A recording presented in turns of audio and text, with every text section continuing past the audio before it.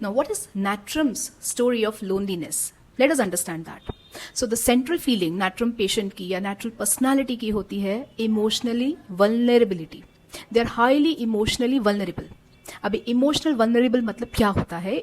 Vulnerability means easily they have tendency to get hurt emotionally. They are born like this. That's okay. That is their personality trait. But eventually, जब बचपन से she is a very giving girl, she takes lot of care of everyone, shows lot of responsibility, expecting unfortunately that these people will not hurt me, but people keep hurting. She keeps on seeing broken relationship, she keeps on seeing fights in her house. Eventually she has a defense, she will make a barrier in her emotional core. अपने emotions को वो barrier से cover करने लगती है. There is no exit, there is no entry, no emotions going out, no emotions coming इन.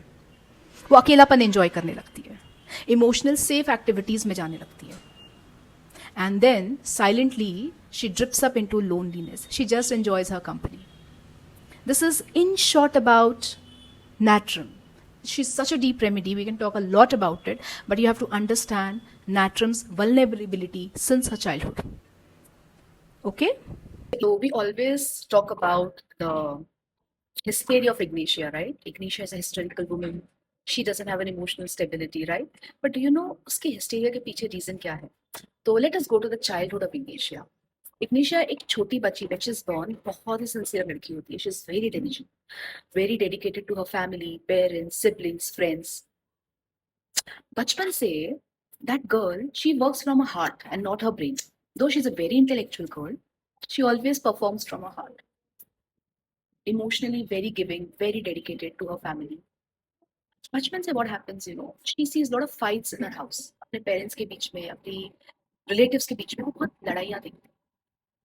और जैसे जैसे she grows up looking at fights, कहीं ना कहीं वो एक रोमांटिक लाइफ को आइडलाइज करती है कि no, I will be a very good wife और I will be a very good girlfriend. I would be a very good person working. I will not hurt anyone. I will not disappoint. और उसे कुछ नहीं चाहिए होता है. She just needs pure love. But again, unfortunately, you know, empathetic people always fall in trap with wrong people. She falls again in love with the wrong man. Again, he disappoints her. She gets hurt, but she has a fight inside her.